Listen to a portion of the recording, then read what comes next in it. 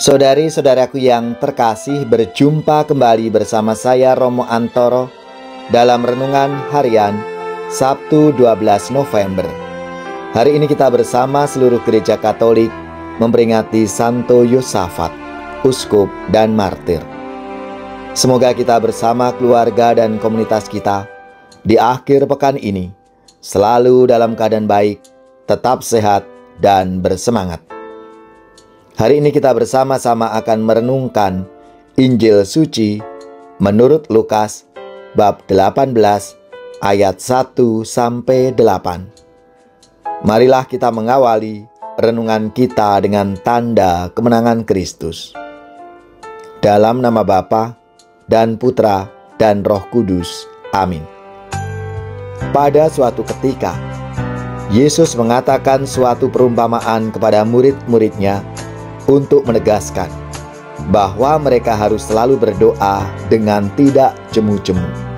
Katanya, dalam sebuah kota ada seorang hakim yang tidak takut akan Allah dan tidak menghormati seorang pun.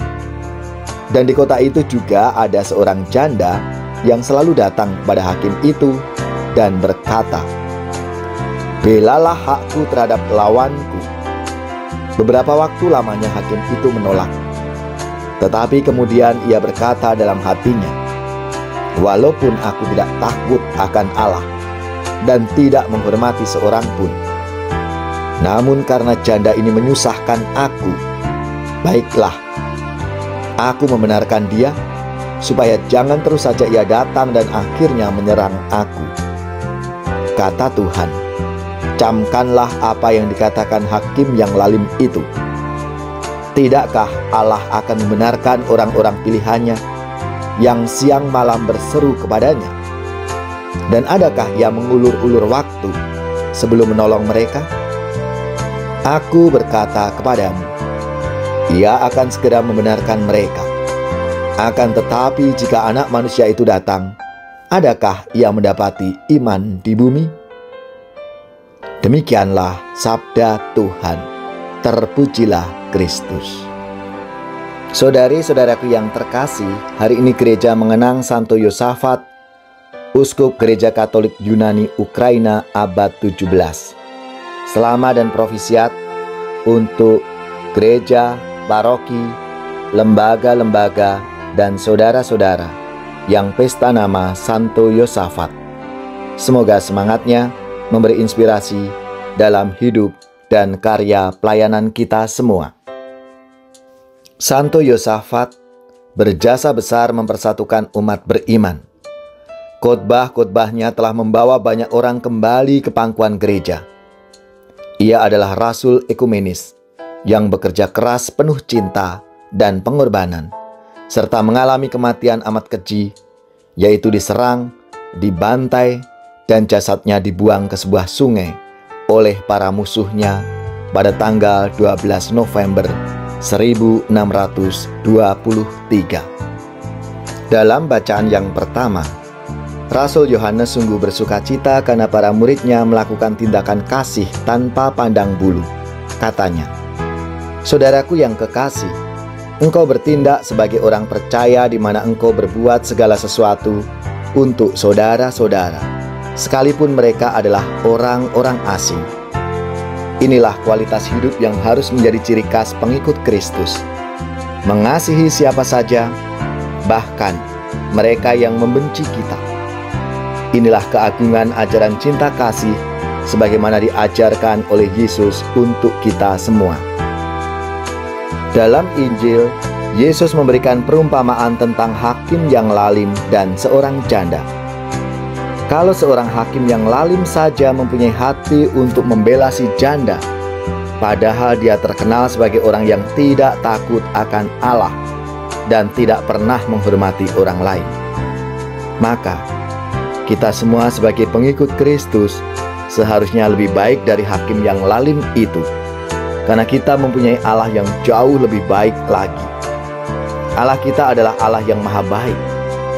Maka undangan untuk berbuat baik menjadi undangan kita semua, apapun agama kita, suku dan ras kita. Kita semua diundang untuk berbuat baik. Maka marilah, saudari-saudaraku yang terkasih, kita berlomba untuk menjadi orang baik bagi semua. Ya Allah, bentuklah kami menjadi pribadi yang mempunyai hati untuk sesama, yang siap mengulurkan tangan kepada siapapun.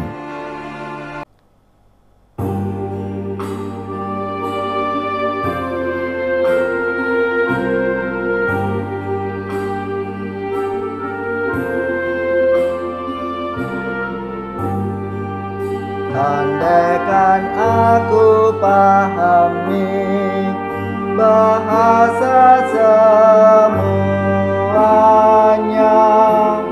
hanyalah bahasa cinta, kunci setiap hati.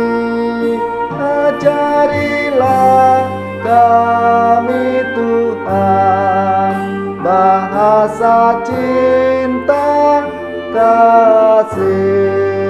Andaikan aku lakukan yang luhur dan mulia, jika tanpa cinta kasih hampa dan tak berguna.